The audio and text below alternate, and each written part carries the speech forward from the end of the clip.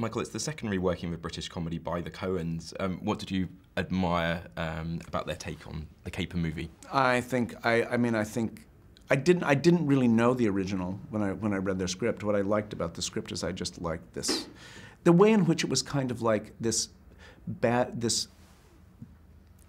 who fantasized about the kind of criminal he wanted to be, and the way that we all fantasize about the kind of person we want to be, and then realize really the kind of criminal we are, and it becoming sort of a bad dream as you resist that, and this bad dream descending into this classical farce, which was I think probably, if there were one thing that made me want to do the movie, it was that whole sequence at the Savoy, in and out of the hotel, which is like its own little movie, its own little perfect farce in the middle of this thing. It was really fun to do. It starts off brilliantly at the check-in desk, of course, doesn't it, with the major Oh, those joke. guys are great. Pip Torrens and Julian Reintutt, hilarious. Julian was like one of the first people I cast.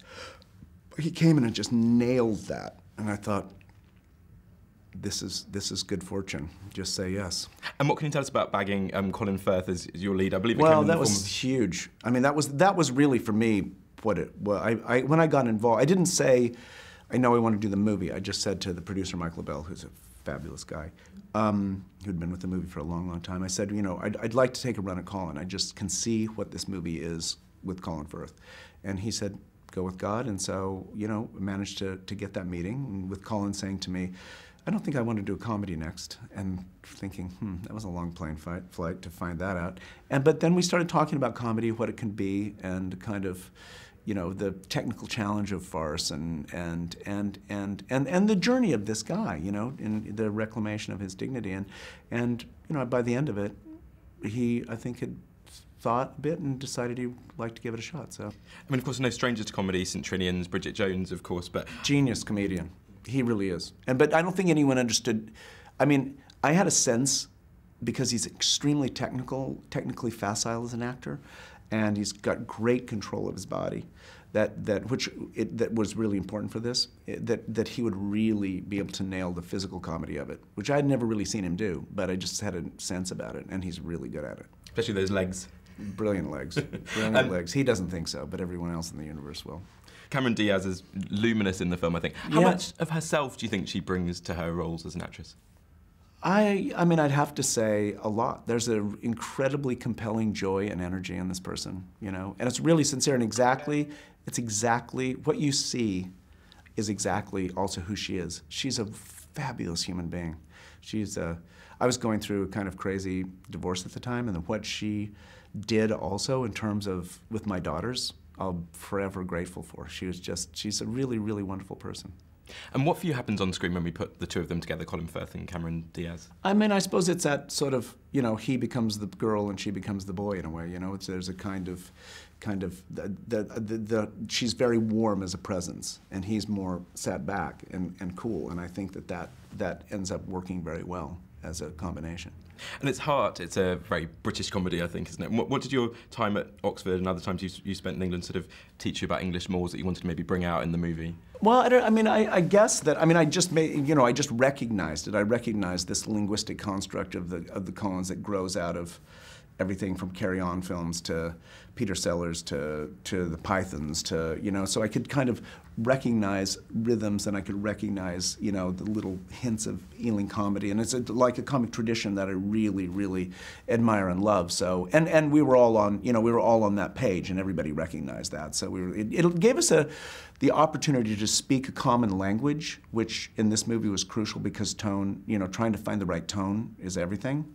And that's, you know, and the Coen brothers really, their understanding of this British, you know, retro comic universe and what they've created really allowed us to find that tone. And no one does Withering Disdain quite like Alan Rickman. Jesus, no kidding. Yeah, that's fun to direct. No, I'm kidding. He's great, though. He's great. He's a softie underneath it all, and a really, really good guy.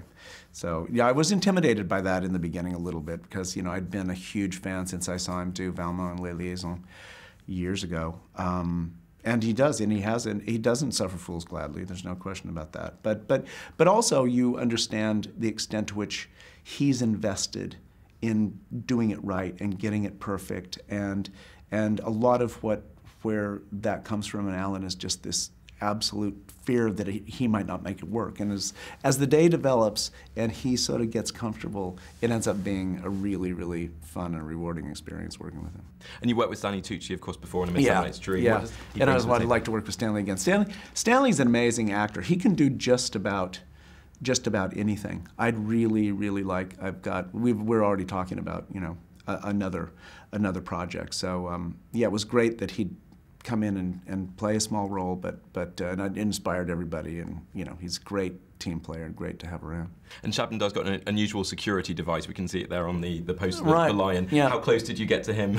Close to the lion, very close. I mean, and close to these big cats. This guy Steve Miller, who was the lion tamer, the first meeting we had, he brought 2 black panthers to the meeting, and we were just sitting on the lawn with these 2 black panthers sitting on our laps, basically. So, you know, and no, this lion major, I mean, we had to be a little careful. I did say to him at one point, is he tame? And he said, well, he's pretty tame for a lion. So I never knew quite what that meant, but I kept a healthy distance. And I remember Colin having one moment where he said, that lion looked me in the eye, and I felt this ancient terror, like I've been in this position before and it didn't work out well.